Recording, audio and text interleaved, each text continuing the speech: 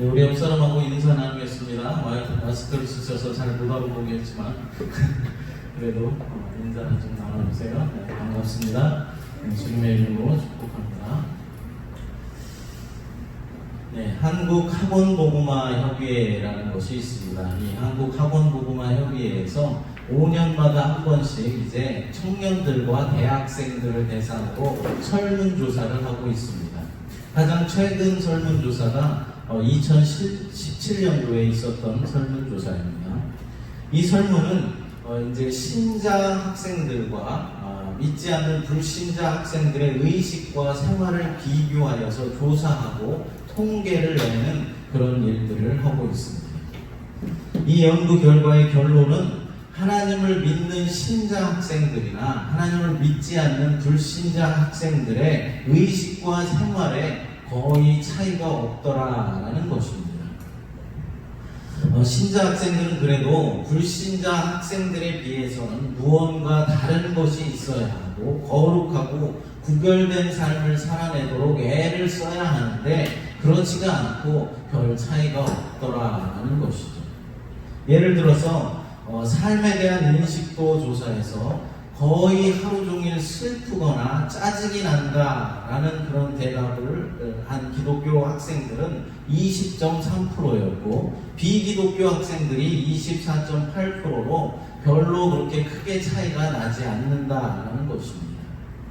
혼전 성관계 경험에 대해서도 기독교 학생들이 39.1%고 비기독교 학생들은 41.3%로 별 차이가 나타나지 않는다라는 것이고요.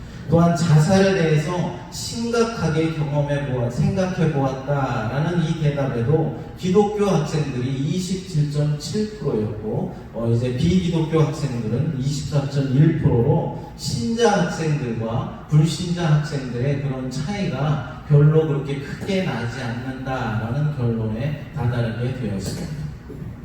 이런 통계 결과를 보면 우리가 무엇을 느낄 수가 있습니까? 우리 교회 공동체가 청년 양육에 실패했다라는 사실을 깨닫게 되는 것입니다. 이런 결과는 그동안 우리 교회들이 청년 양육에 실패했을 뿐만 아니라 청년 이전에 이제 교회 학교에서부터 아이들을 무방비로 방치했다라는 결론에 다다를 수밖에 없는 것입니다. 그런데 여러분, 이러한 삶에 대한 인식이 어디 청년, 대학생들만의 문제이겠습니까? 여러분들은 어떤 삶에 대한 인식과 태도를 가지고 살아가고 계십니까? 내가 지금 하나님을 믿고 있으니까 혼전 성관계는 절대로 하면 안 된다라고 자녀들을 가르치고 계십니까? 많은 신자 부모들이 요즘 세상이 어떤 세상인데 그런 말을 하느냐라고 생각을 하실 것입니다. 나는 믿는 사람이니까 절대로 다른 사람을 속이지 않겠다라고 생각하며 그것을 실천하고 계십니까? 경쟁에서 살아남으려면 어떻게 해서라도 거짓말을 좀 해서라도 다른 사람을 이겨야 한다라고 생각하고 있지는 않으십니까? 그러나 여러분, 진정한 그리스도인이라면 불신자들과의 건강한 차이, 그러니까 분명한 차이를 만들어내야 하는 것이 당연한 일일 것입니다.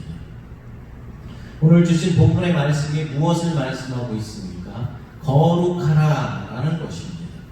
여러분, 거룩이라는 것이 꼭 무엇이겠습니까? 구별된 삶을 의미하는 것입니다. 그럼 무엇과의 구별된 삶을 말하는 것일까요? 바로 세상과의 구별된 삶, 불신자들과의 구별된 삶을 말하는 것입니다. 불신자들과 우리 믿는 자들과는 무언가 어떤 면에서든지 다른 것이 좀 있어야 한다라는 것입니다. 과거 우리 신앙의 선배들은 그래도 술을 안 마시고 담배를 안 피는 것은 구별되었던 것 같습니다. 그러나 요즘의 신자들은 그것마저도 잃어버렸다라는 것이죠. 오늘 본문의 말씀은 레위기서 전체의 요약이요, 당시로서는 지상명령이다라고 할 정도의 그런 말씀이었습니다. 가나안 땅으로 들어가야 할 하나님의 백성 이스라엘에게 주시는 지상명령의 말씀이 바로 거룩하라라는 것이었습니다. 다른 명령을 주실 수도 있었습니다. 예를 들어서 인내해야 한다, 인내해라 라는 말씀을 주실 수도 있었을 것입니다. 거칠고 불편한 광야 생활이니까 좀 참고 인내하라 라고 말씀하실 수 있었다라는 것입니다. 또한 무서운 적들을 이제 많이 만날 수도 있으니까 강하고 담대하여라 라고 말씀하실 수도 있었습니다. 혹은 복잡하고 어려운 상황을 만날 수도 있으니 좀 침착하고 지혜로워야 한다 라는 말씀을 주실 수도 있었습니다. 그러나 우리 주님이 택하신 명령은 거룩하라 라는 것입니다. 그러면 왜 하필 거룩하라 라는 명령을 그들에게 내리셨던 것일까요? 세 가지로 살펴보도록 하겠습니다. 첫째로, 거룩은 초청장이기 때문입니다. 무슨 초청장입니까? 바로 하나님을 내 곁으로 모으시는 초청장입니다. 그것이 바로 거룩이기 때문에 거룩하라 라고 말씀하시는 것입니다. 여기서 내 곁으로 모신다라는 것은 늘 하나님과 동행하는 삶을 산다라는 것을 의미하는 것입니다. 우리들에게는 하나님이 필요합니다. 광야의 이스라엘 백성들에게는 더욱더 하나님이 필요했습니다. 그래서 하나님을 모시고 살라고 주신 명령이 바로 거룩하라라는 것입니다. 그런데 하나님을 내 마음속에 모시려면 우리가 먼저 어떻게 해야 합니까? 내 마음이 먼저 깨끗해야 합니다. 내가 깨끗해야 내 마음속에 하나님을 모실 수가 있다라는 것입니다. 여러분 집에 친구가 놀러온다라고 생각하면 어떻게 하겠습니까? 가까운 친구라면 모르겠지만 오랜만에 놀러온 친구라고 한다면 집안을 이곳저곳 깨끗이 청소를 할 것입니다. 제가 여러분 집에 신방을 간다라고 하면은 그래도 보이는 곳이라도 깨끗하게 청소하려고 노력은 할 것입니다. 그런데 하물며 우리 하나님을 내 마음 가운데 모시는 일에 있어서 준비가 되어 있지 않다면 어떻게 하겠습니까? 우리 하나님은 거룩한 분이십니다. 그렇기 때문에 거룩하신 분은 거룩한 곳에만 임하실 수가 있는 것입니다. 그래서 거룩하라, 준비하라 라고 명령을 내리시는 것입니다. 물론 우리가 온전히 거룩할 수는 없을 것입니다. 아무리 우리가 우리의 마음을 깨끗하게 하려고 하고 우리의 마음을 치우고 비우려 한다라고 할지라도 우리들은 늘 부족한 것들 투성입니다. 그러나 적어도 거룩을 향한 결심이 있어야 하고 거룩을 향한 노력은 있어야 한다라는 것입니다. 우리가 거룩해지려고 몸부림치며 성경 말씀을 늘 날마다 읽고 이렇게 예배에 나와서 몸부림치며 기도할 때 우리 주님께서 바로 그 모습을 보시고 우리들을 함께하여 주시고 우리들에게 은혜를 더하여 주시는 것입니다. 시내산에서 하나님은 이스라엘 백성으로 하여금 옷을 빨게 했고 몸을 씻도록 했습니다. 왜 그렇게 했습니까? 하나님을 만날 준비를 시켰던 것입니다. 물론 옷을 빤다고 해서 옷이 깨끗해지는 것은 아닙니다. 광야의 그 먼지 더미에서 찌든 그 때가 물로 몇 번 헹군다고 해서 깨끗해질 수는 없는 것입니다. 당시에는 뭐 세제도 없었고 빨래비누도 없었고 드럼 세탁기도 없었을 것입니다. 그러나 적어도 애를 쓰라는 것입니다. 몸부림을 치라는 것입니다. 주님 맞을 준비를 하라는 말입니다. 그런데 오늘날의 신자들은 이런 간절함이 잘 없는 것 같아서 안타깝습니다. 하나님의 인재를 바라는 그런 몸부림이 없다라는 것입니다. 왜 그렇겠습니까? 지금의 우리들의 삶이 너무나 풍요롭고 편리하기 때문일 것입니다. 다들 힘들다, 어렵다라고 말들은 하지만은 그 어려움은 어떤 것입니까? 다른 사람과 비교해서 상대적으로 내가 좀 덜 가졌고 내가 좀 없는 것 때문에 내가 어렵다, 힘들다 라고 생각하는 것이지 실제로 내가 죽을 만큼 힘들고 정말로 그렇게 어려운 사람은 잘 없더라 라는 것입니다. 그러니까 다들 편하고 먹고 살만하니까 하나님 앞에 간절히 매달리는 그 간절성이 떨어진다라는 것이죠. 더구나 자신이 죄인이라는 사실을 깨닫지도 못하고 죄인이라는 사실을 깨달았다 할지라도 하나님 앞에 나와 그 죄를 씻기 위해서 몸부림치며 기도하는 그런 사람들이 잘 없다라는 것입니다. 이것이 바로 우리들의 문제입니다. 그래서 하나님께서 우리들에게 고난을 허락하시는 것입니다.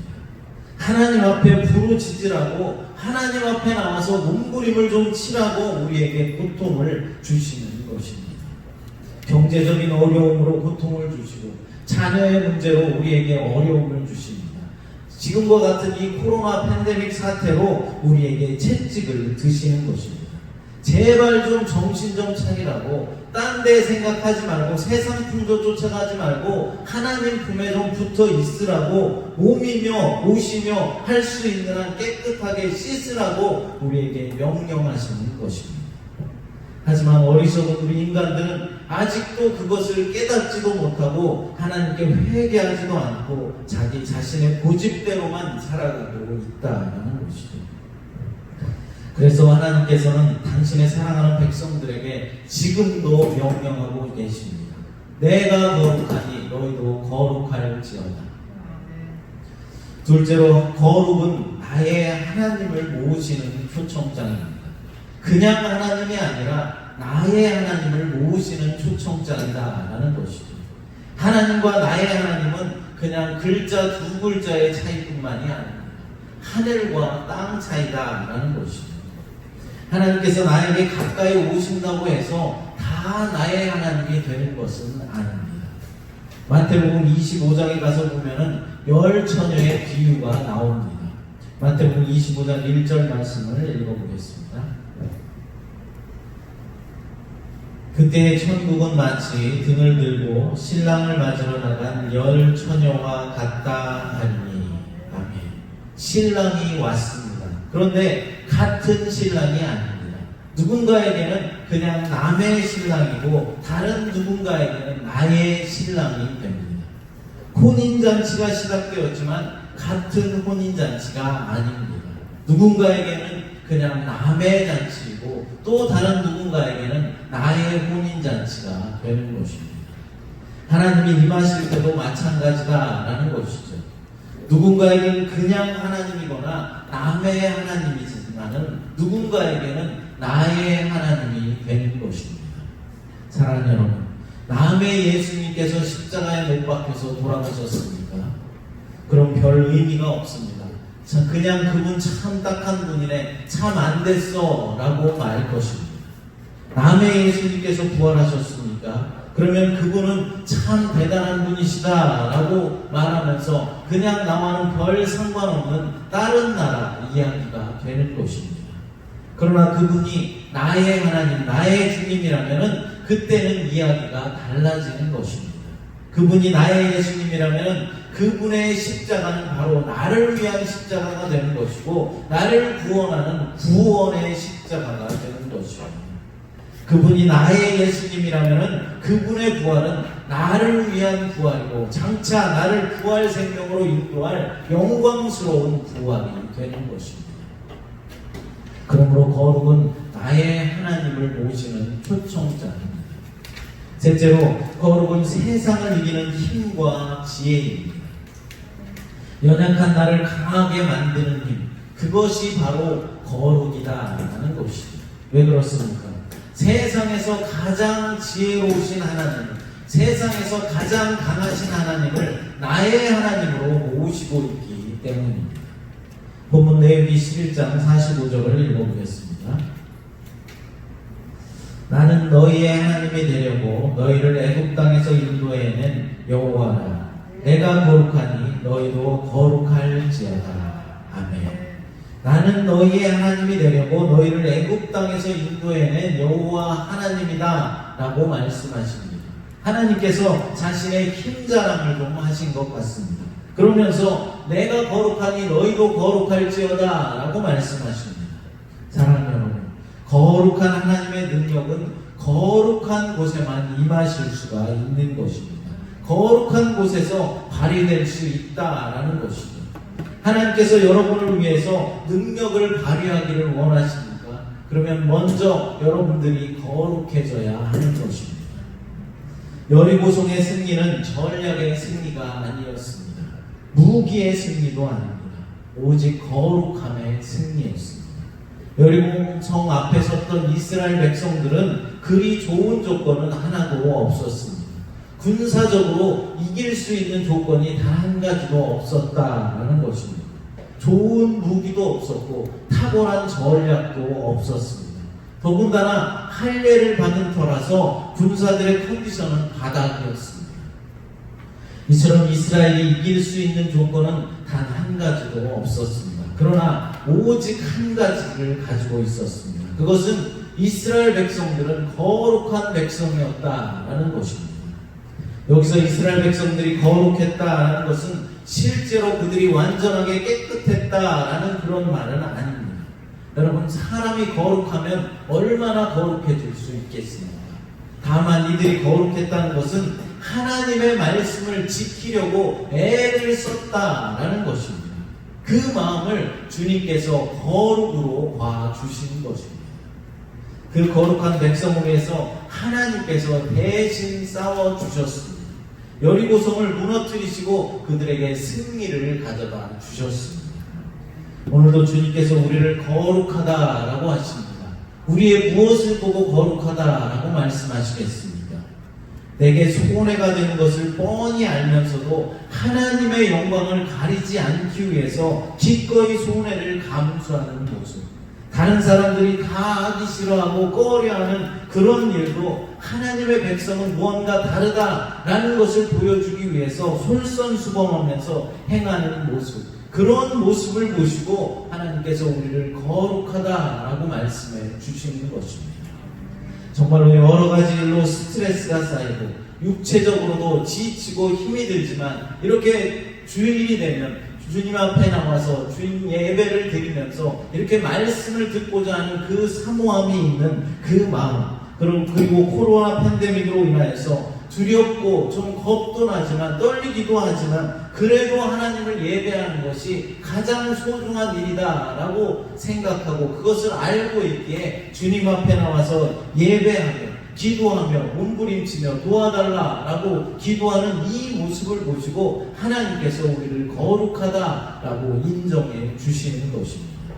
주님께서 우리에게 말씀하십니다. 거룩하라, 거룩하라. 내가 거룩한 너희를 위해서 싸워주겠다라고 말씀하십니다. 마지막으로 거룩에 대한 구체적인 실천을 하나 말씀드리고자 합니다. 본문 44절을 읽겠습니다. 나는 여호와 너희의 하나님이라. 내가 거룩하니 너희도 몸을 구별하여 거룩하게 하고 땅에 기는 길짐승으로 말미암아 스스로 더럽히지 말라. 아멘. 너희 몸을 구별하여서 거룩하게 하라 라고 말씀하고 계십니다. 여러분, 거룩은 단순하게 부정한 음식을 먹지 않는 것만이 아닙니다. 거룩은 닫는 것입니다. 부정한 음식을 향해서 우리의 입을 닫는 것, 그것이 주님께서 요구하시는 거룩의 첫걸음이다라는 것입니다. 어떤 사람들은 이렇게 말할 것입니다. 감사함으로 무엇이든지 다 받으면 우리에게 다 유익한 것이다. 옹졸한 그리스도인이 아니라 호방한 자유로운 그리스도인이 되자라고 말합니다. 물론 일리가 있는 말입니다. 그러나 고린도전서 10장 23절에서 이렇게 말씀하고 있습니다. 고린도전서 10장 23절을 읽겠습니다.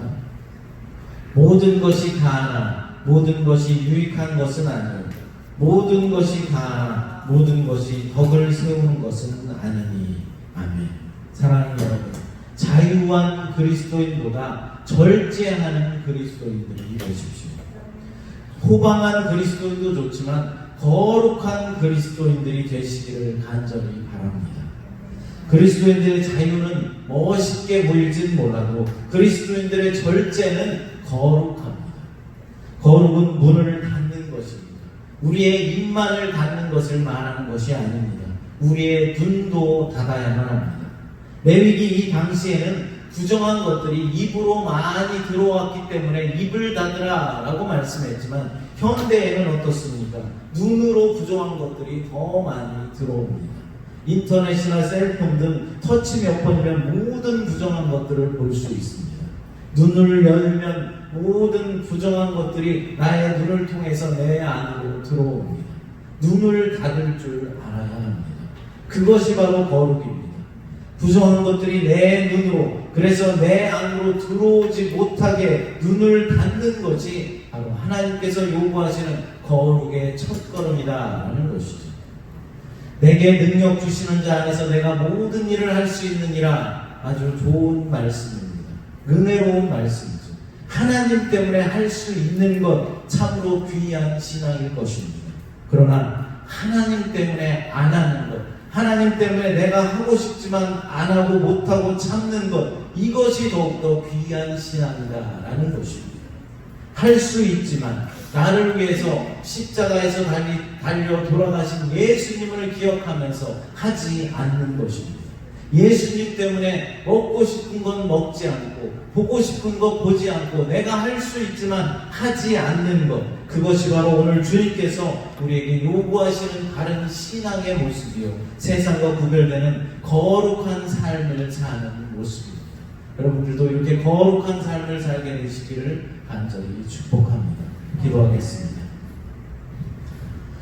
내가 거룩하니 너희도 거룩할지어다 말씀하신 그 말씀에 순종하여서 거룩하고 구별된 삶을 살기 위해 힘쓰고 애쓰는 우리의 모습이 다 될 수 있도록 하나님 인도하여 주시옵소서. 하나님 때문에 먹고 싶은 것 먹지 않고, 예수님 때문에 보고 싶은 것 보지 않고, 하고 싶은 것 하지 않는 거룩한 인생들이 되도록 하나님 도와주시옵소서. 코로나 팬데믹의 시대에 우리가 더욱더 주님께 매달리고 주님만 의지하는 믿음으로 바로 서도록 인도하여 주셔서 인내하게 하시고 견디게 하셔서 마침내 승리하는 우리 모두가 되도록, 승리하는 새마음교회가 되도록 하나님 역사하여 주시옵소서. 예수님의 이름으로 기도드리옵나이다.